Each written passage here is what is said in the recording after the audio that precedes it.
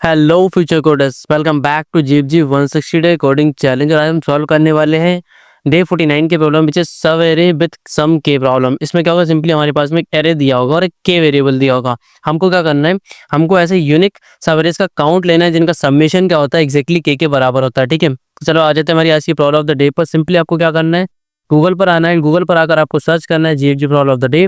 GFG problem of the day search करने के बाद आपके पास जो फर्स्ट लिंक आ रही है उस पर आपको क्लिक कर देना है।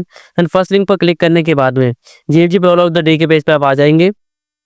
देन जैसे हम रेगुलर करते हैं जीएफजी 160 पर आपको क्लिक कर देना है। जीएफजी 160 पर क्लिक करने के बाद में स्टार्ट कोर्स का आपका ऑप्शन आ रहा होगा, स्टार्ट कोर्स पर हमें क्लिक कर देना है। तो स्टार्ट कोर्स पर क्लिक करने के बाद में जीएफजी 160 की सारी प्रॉब्लम हमें शो हो रही है। ठीक है, फिर हम जैसे कि रेगुलर करते हैं जी जो हैशिंग की हमारी प्रॉब्लम है उसके लिए हमें कंटिन्यू पर रिज्यूम पर क्लिक कर देना है। रिज्यूम पर क्लिक करने के बाद में हमारे पास सारी प्रॉब्लम शो हो रही है। टोटल 8 प्रॉब्लम सॉल्व हो रही है। रिमेनिंग 7 प्रॉब्लम के लिए मैं वीडियो बना के टोटली अपलोड कर चुका हूँ। नाउ हम डे 49 की प्रॉब्लम पर सब एरे विथ के सम की प्रॉब्लम पर मैंने क्लिक कर लिया है। प्रॉब्लम वाले ऑप्शन को हमें साइड कर देना है। ठीक है, फिर जैसा कि हम रेगुलर समझते हैं कि हमें पहले प्रॉब्लम स्टेटमेंट पढ़ना है, एग्जांपल को देख के समझना है एक्चुअली में क्या इनपुट है, क्या आउटपुट होने वाला है। ठीक है, एंड यहाँ पे कंस्ट्रेंट देख लेना है कि वेरिएबल्स की क्या क्या कंस्ट्रेंट होने वाले हैं। ठीक है, उससे हमारी time and space complexity calculate होती है। Don't forget this particular thing. और इसके बाद में हमारे पास यहाँ टॉपिक टैग वगैरह दिया हुआ, जैसे हैश एंड डेटा स्ट्रक्चर दिया हुआ है। जैसा कि हमको पता है कि हैशिंग की प्रॉब्लम चल रही है तो हैश का यहाँ पे टॉपिक टैग में होना नॉर्मल सी बात है। ठीक है, उसके बाद में कॉम्प्लेक्सिटी की बात करूँ तो यहाँ पे आप देख सकते हैं कि ऑर्डर ऑफ एन में इस प्रॉब्लम को सॉल्व करना है, टाइम एंड स्पेस दोनों के लिए। ठीक है, अब बात करते हैं प्रॉब्लम स्टेटमेंट की। which is given an uncharted area of integers, find the number of contiguous subarrays having sum exactly equal to the given number k।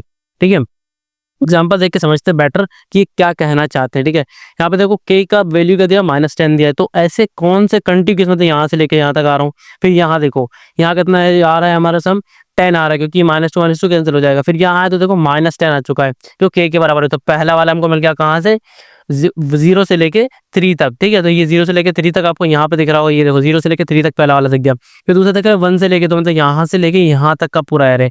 इसका भी सबमिशन कितना आ रहा है, -10। तो ठीक है, -10 आ रहा है। उसके बाद में यहाँ से लेके यहाँ तक भी देखोगे तो -10 आ रहा है। ठीक है, तीनों यहाँ पे आ चुका है, हमारा आउटपुट 3 आ चुका है। ठीक है, खास करके नेक्स्ट वाले को अगर आप समझोगे तो नेक्स्ट वाले में सिमिलर चीज हो रही है। स्टार्टिंग के दो को, सॉरी 0 से लेके 2 तक, मतलब इनको ऐड करेंगे तो हम 33 हमारा सम आ रहा है। ठीक है, उसके बाद 2 से दिखा रहा है तो 2 यहाँ पर हमारा ये रहेगा। एंड 2 से हम इसको आगे लेके जाएंगे। ठीक है, सॉरी हाँ 920। ठीक है, तो 2 से हम यहाँ से इसको इधर लेके जाएंगे तो यहाँ पर आके हमारा 33 सम आ रहा है। ठीक है, ऐसे करके दो ऐसे सब हमको मिल रहे हैं जिनका एक्जैक्टली सम कितना है, 33, मतलब के बराबर आ रहा है।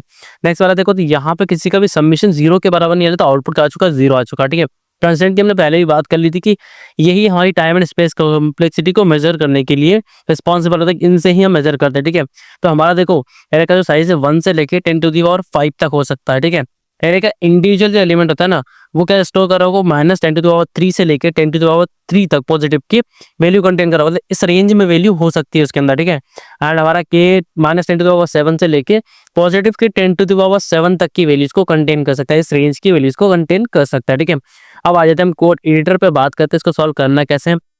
जैसा कि हमें पता है कि हमें क्या करना है, हमें मैप का यूज़ करना ही है। ठीक है, क्योंकि हैश यहाँ पे दे ही रखा हुआ है। तो हम यहाँ पे क्या करेंगे, हम मैप बनाएंगे ओनली। आज अनऑर्डर मैप हम क्यों नहीं बना रहे, क्योंकि हमारा जो एरे है वो शॉर्टेड है। ठीक है, पर हमको क्या है, सर्चिंग करनी पड़ेगी इसमें। ठीक है, तो सर्चिंग के लिए मैं सिंपली मैप ये बना के देख लेता हूँ। इंट यहाँ पे रहेगा हमारा, MP नाम से इसको बना लेंगे हम। ठीक है, एक बार परफेक्ट सम नाम से बनाऊंगा, PFS परफेक्ट सम नाम से मैंने वेरिएबल बना ले, 0 असाइन कर ले उसको।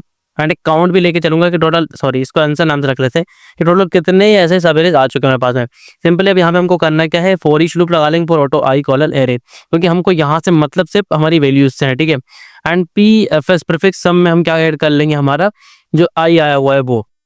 एंड यहाँ पे हम सिंपली इफ की कंडीशन लगा के चेक कर लेंगे कि इफ PFS इक्वल टू के हो जाता है। ऐसी कंडीशन में आपको सिंपली करना क्या, आंसर को प्लस प्लस कर देना है।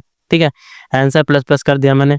फिर यहाँ पे एक और कंडीशन लगानी, इफ MP डॉट फाइंड करेंगे हम। फाइंड क्या करेंगे हम यहाँ पे, जो FPS है मेरा प्रीफिक्स सम है, उसमें से अगर मैं माइनस करता हूँ के को, और जो माइनस कर रहा हूँ अगर वो वैल्यू हमारे M के अंदर है। ठीक है, MP डॉट एंड, इसके अंदर अंदर अगर वैल्यू आ जाती है तो आपको सिंपली करना क्या है, देखो अगर not equal, sorry equal to का सिग्नेचर यहाँ पर रह गया, साइन इक्वल टू में लगा दी। ठीक है, अगर नॉट इक्वल टू है मतलब इसके अंदर ही है, M के अंदर ही वैल्यू प्रेजेंट करती है। ठीक है, तो सिंपली आपको करना है कि आंसर प्लस इक्वल करना है आपको MP ऑफ PFS, ठीक है, माइनस के, मतलब अगर ये वैल्यू एग्जिस्ट करती है तो आपको इसको सिंपली इसको ऐड ऑन कर लेना है हमारे आंसर के अंदर। ये टोटल कितनी अकरेंस है इसकी, ठीक है, सारी अकरेंस को ऐड ऑन कर लेना है।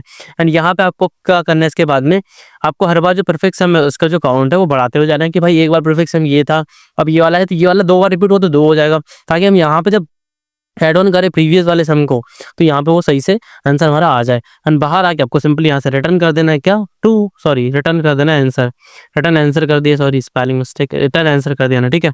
अब इसे कंपाइल एंड रन करके चेक कर लेते हैं कि हमारे बिगिनर फ्रेंडली हमारे इस क्वेश्चन के सैंपल टेस्ट केस पे वर्क करता है नहीं, ready for revision, and you can see that कि सक्सेसफुली वर्क कर रहा है।